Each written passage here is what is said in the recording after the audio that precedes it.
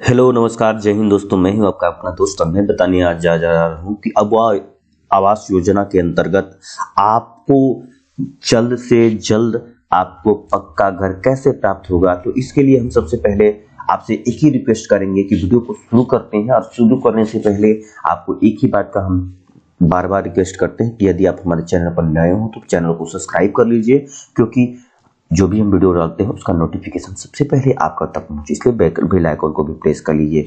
ये हेमंत सरकार की घोषणा है कि बेघरों को देंगे 3 कमरों का मकान। तो ये 3 कमरों वाला मकान आपको कैसे प्राप्त होगा उसके लिए हम आपको बताएंगे आज स्टेप बाय स्टेप। और आवेदन कैसे फिलअप करना है उसकी हम विशेषता बताएंगे।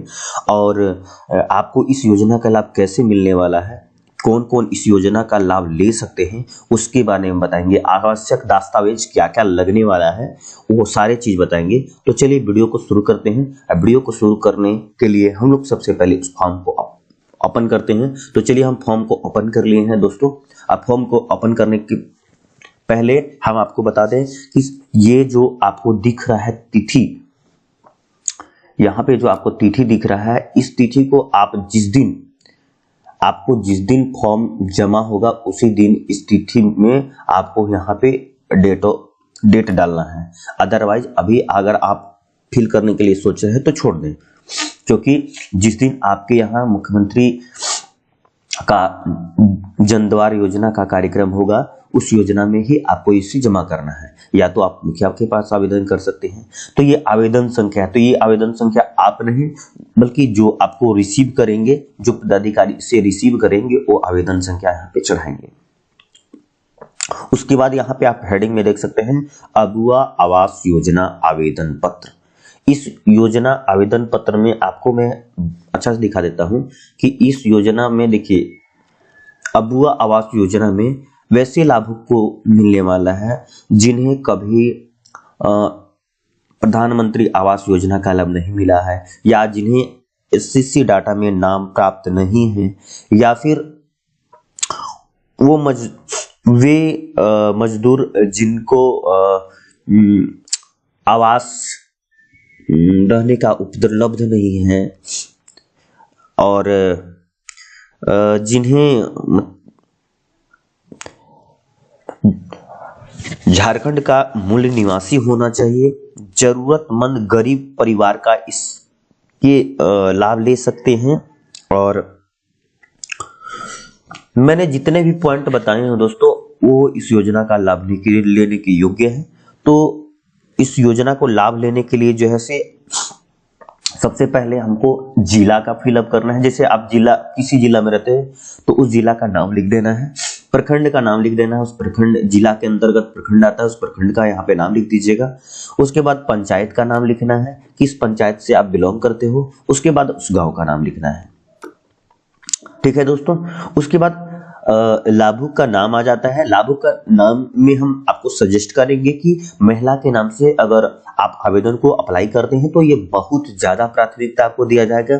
और यदि उस घर में यदि महिला नहीं है तो उस स्थिति में आप पुरुष के नाम से आवेदन कर सकते हैं, ये कोई दिक्कत नहीं है। लेकिन यदि आप महिला के नाम से आवेदन करते हैं तो ये बहुत बड़ा आपके लिए होगा। और जैसे मैंने मान लिया कि मैंने महिला के नाम से आवेदन किया, तो उसके बाद जो है से पिता या पति का, तो जैसे अगर कोई लड़की है तो उस स्थिति में तो पिता या पति का नाम लिखना जरूरत है। तो यहाँ पे आप पति का नाम डाल सकते हैं, पिता या पति का नाम डाल सकते हैं। महिला और पुरुष, यहाँ पे आप अगर महिला में है तो महिला में यहाँ टिक कर देंगे। वर्ग और श्रेणी, आपको वर्ग और श्रेणी के लिए जो है श्रेणी एसी में है कि एसटी में है कि माइनॉरिटी में है, ओबीसी है कि जनरल है, ये श्रेणी में जो है आपको टिक करना है। आपका डेट ऑफ बर्थ क्या हो रहा है, उम्र क्या है, जॉब कार्ड नंबर, ये आपके पास होना आवश्यक है। और यदि नहीं है तो आप नरेगा जो जॉब कार्ड होता है वो बनवा लें, और बनवा करके इसमें जॉब कार्ड संख्या लिखें। उसके बाद आपको आधार नंबर डालना है जो मैंडेटरी है, अकाउंट नंबर डालना है जो मैंडेटरी है, आईएफएससी कोड डालना है जो आपके लिए बहुत ही मैंडेटरी है, बैंक का नाम लिखना है कि कौन सा बैंक आप खाता दिए हैं और उस खाते का नाम लिखना है, लाभुक का मोबाइल नंबर लिखना है। और इस सभी में आपको कहीं दिक्कत हो तो हमें आप कमेंट करके पूछें, हमें जरूर मैसेज करें, हम आपको सजेस्ट करेंगे। किसी भी तरह की कोई दिक्कत हो रही है इस फॉर्म को फिलअप करने में तो हम आपको जरूर बताएंगे दोस्तों। उसके बाद उस परिवार की पारिवारिक विवरण डालना है। जैसे हमने परिवार के सदस्यों का नाम यहाँ पे देख रहे हैं, पिता का नाम, माता का नाम, जन्म तिथि, आवेदन के साथ संबंध। जैसे हमने यहाँ लाभुक में मान लिया कि गुड़िया कुमारी के नाम से आवेदन किया, तो गुड़िया कुमारी के पति का नाम मान लिया जाए कि अरविंद है, तो उस स्थिति में हम यहाँ पे डालेंगे कि मुखिया का नाम गुड़िया कुमारी और उनके पिता का नाम सोहन, माता का नाम रिंकी, जन्म तिथि जितना है उतना डालेंगे। अब आवेदक के साथ संबंध जो है वो डालेंगे।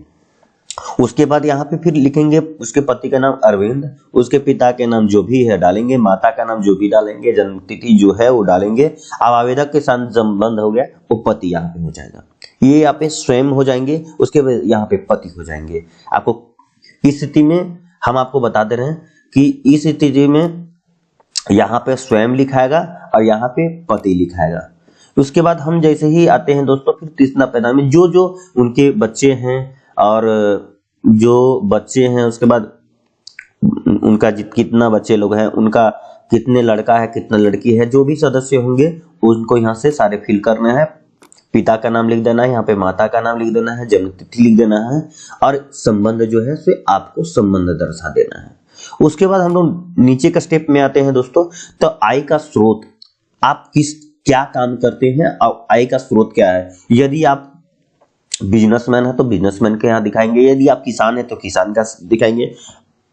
आपका वार्षिक आय क्या है, आप एक वर्ष में कमा कितना लेते हैं, तो आपको यहाँ पे दिखाना है। उसके बाद है वर्तमान आवास की स्थिति, आप जिस घर में रह रहे हैं उस घर का स्थिति क्या है। क्या आपका आवास विहीन है, आपका घर है ही नहीं। यदि आपका घर नहीं है तो हाँ पे टिक कीजिएगा, और यदि घर है तो नहीं पे टिक कीजिएगा। यहाँ पे यदि आवास विहीन है तो हाँ, अगर नहीं है तो नहीं पे टिक। कच्चा आवास अगर है तो हाँ पे टिक करेंगे, अगर पक्का आवास है तो नहीं पे टिक करेंगे। ठीक है दोस्तों, अगर हाँ तो आवास में कितने कर, यदि पक्का आवास है तो कितना है, 1 है, 2 है, 3 है, 4 है, कितने आवास हैं उसके बारे में जानकारी देना है। पक्का आवास है तो हाँ, तो कितने आवास हैं, 2 तरह। कच्चा आवास है तो कितने कमरे हैं, अब पक्का आवास है तो कितने। दोनों स्थिति में आपको घरों की संख्या दिखाना है। आवास बनाने जाने वाली जमीन का विवरण डालना है कि आप किस जगह पे बनाएंगे, उसका खाता संख्या क्या है, प्लॉट संख्या क्या है, रकबा क्या है, सारे चीज आपको दिखाने होंगे दोस्तों, क्योंकि ये सारे विवरण जो है से आपको सरकार के द्वारा मांगा गया है कि आप किस जमीन पे बनाने वाले हैं। देखिए प्लॉट संख्या क्या है, तो प्लॉट संख्या आपको जो है से जमीन का जो रसीद होता है, जो आपके घर का जो रसीद है उसमें आपको मिल जाएगा। भूमि की प्राकृतिक तथा गैर मजरूआ जमीन, रहती जमीन, वन भूमि जमीन, अधिगृहित जमीन, या फिर आपको बता दें कि जिस जमीन का आपके पास रसीद होगा उसमें लिखा होगा रायती जमीन या गैर मंजरूआ जमीन, वह भूमि जमीन, कोई भी जमीन लिखा होगा तो यहाँ पे उसको टिक करके यहाँ पे नाम लिख देंगे। उसके बाद पूछा जा रहा है क्या भूमि विवादित है, मतलब जिस जमीन पे आप रह रहे हैं, जिस जमीन पे घर बनाना चाहते हैं, तो क्या उस जमीन में लड़ाई झगड़ा चल रहा है। यदि चल रहा है तो हाँ पे टिक करेंगे, अगर नहीं चल रहा है तो नहीं पे टिक करेंगे।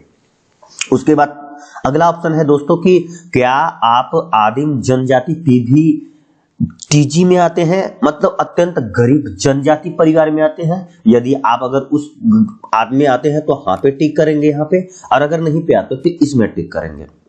क्या कानूनी तौर पर रिहा किए गए बंधुआ मजदूर हैं, यदि आपको कानून ने आपको रिहा किया है और उस पे बंधुआ मजदूर है तो आपको ज्यादा प्राथमिकता दिया जाएगा। यदि हाँ है तो हाँ पे टिक करेंगे, नहीं है तो नहीं पे टिक करेंगे।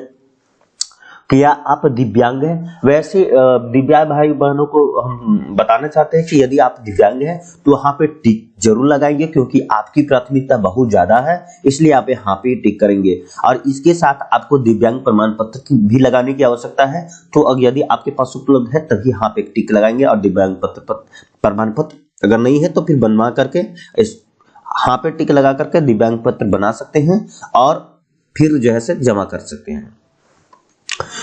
फिर लिखा है, क्या आप प्राकृतिक आपदा के शिकार हैं?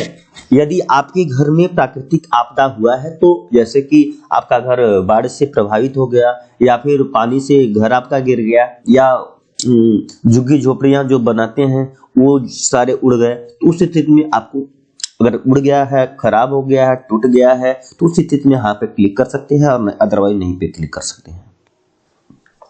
एक और ऑप्शन है, क्या आपके पास पूर्व से पक्का आवास है अथवा दिनांक 1/1/1990 के उपरांत राज्य सरकार अथवा केंद्र सरकार द्वारा संचालित आवास योजना तथा प्रधानमंत्री आवास योजना, ग्रामीण बाबा साहेब भीमराव अंबेडकर आवास योजना, बिरसा आवास योजना, इंदिरा आवास योजना इत्यादि आवास का लाभ मिला है? यदि इन सभी योजनाओं में से किसी भी योजना का यदि आप लाभ लिए हैं तो आप हाँ पे टिक करेंगे, और यदि नहीं मिला है आपको, यदि पता है कि आपको मिलने वाला है, तो उस स्थिति में भी आप टिक कर सकते हैं। तो हम आपको बता देते हैं दोस्तों कि क्या आपके परिवार में 3 पहिया वाहन, 4 पहिया वाहन, मछली पकड़ने वाली नाव है, तो हाँ पे टिक करेंगे, अगर नहीं है तो नहीं पे टिक करेंगे। क्या आपके परिवार में 3 पहिया वाहन, 4 पहिए वाले यंत्रीकृत कृषि उपकरण, मतलब आपके यहाँ ट्रैक्टर या फिर धान बुआई वाली मशीन या किसी भी तरह के आप मशीन रखे हुए हैं, तो उस स्थिति में यहाँ पे हाँ और नहीं लिख सकते हैं। क्या आपके परिवार में कोई सदस्य सरकारी, अर्ध सरकारी, सेवारत, सेवानिवृत्त नौकरी में हैं या थे? तो अगर थे तो भी आपको टिक करना है, नहीं है तो भी टिक करना है। क्या आपके परिवार का कोई सदस्य चुनाव का जनप्रतिनिधि चयनित किया गया है? यदि कोई आपके सदस्य में आपका कोई चुनाव में भी अगर भाग लिए हैं और वो चुन करके गए हैं, तो उस स्थिति में भी आपको यहाँ पे बताना है कि हाँ चुन करके आए हैं, और नहीं तो नहीं पर टिक करना है। क्या आपके परिवार का कोई सदस्य आयकर विभाग इनकम टैक्स में देते हैं? यानी कि आपका जो सालाना की इनकम है उससे आपका इनकम जो है जो आता है उसका टैक्स सरकार को देते हैं, इनकम टैक्स देते हैं, तो उस स्थिति में अगर देते हैं तो हाँ करेंगे, नहीं तो नहीं पे टिक करेंगे। फिर है दोस्तों,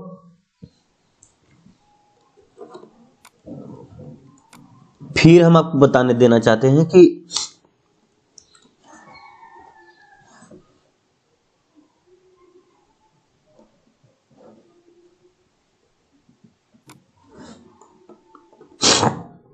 हम आपको बता दे रहे हैं कि इनकम टैक्स दाता वाला जो अगर देंगे तो लिख दे। क्या आपके कोई परिवार के सदस्य व्यवसायिक प्रोफेशन टैक्स देता है? तो अगर बिजनेस का कोई टैक्स देता है तो उसको भी यहाँ लिखना। क्या आपके परिवार का रेफ्रिजरेटर है? क्या आपके यहाँ कूलर है? तो अगर हाँ है तो लिखिए, और नहीं है तो नहीं लिखना है। क्या आपके परिवार के पास 2.5 एकड़ या ज्यादा संचित भूमि या न्यूनतम 1 सिंचाई उपकरण के साथ है? यदि आपके घर में है तो हाँ या नहीं कर सकते हैं। क्या आपके परिवार के पास 5 एकड़ या ज्यादा सिंचित भूमि है? हाँ तो हाँ, और नहीं तो नहीं पे टिक कर देना है। उसके बाद स्वघोषणा में हम लोग आ जाते हैं दोस्तों, और यहाँ पे देखते हैं कि लिखा हुआ है कि मेरे द्वारा दी गई उपर्युक्त, यानी कि ऊपर जो उपर्युक्त का मतलब हुआ ऊपर दी गई सभी सूचना सही है एवं गलत सूचना के लिए मैं स्वयं जिम्मेदार हूंगा। यदि मेरे द्वारा गलत सूचना दी जाती है तो मेरे ऊपर कानूनी कार्रवाई की जा सकती है। सरकार ये आपसे जिम्मेवारी पूर्वक स्वघोषणा करवाने के लिए आपको बोल रहा है कि यदि आप कोई गलत विवरण देते हैं तो उसके लिए आपको कानून कार्रवाई कर सकता है। तो इसके लिए आपको यहाँ पे आवेदक का हस्ताक्षर कर देना है, जिसके नाम से आवेदन हो रहा है, ये अंगूठे का बाएं हाथ का अंगूठे का निशान लगा देना है।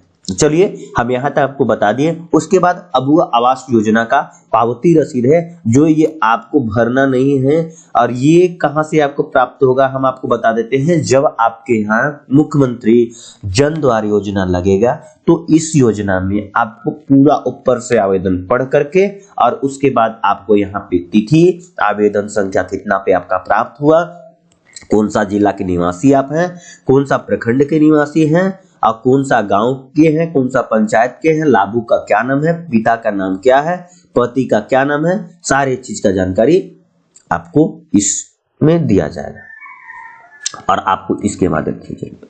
तो हम बताते हैं कि इस योजना का लाभ लेने के लिए जैसे आपको डॉक्यूमेंट क्या क्या लगने वाले। हमने तो फॉर्म फिल करके बता दिया दोस्तों।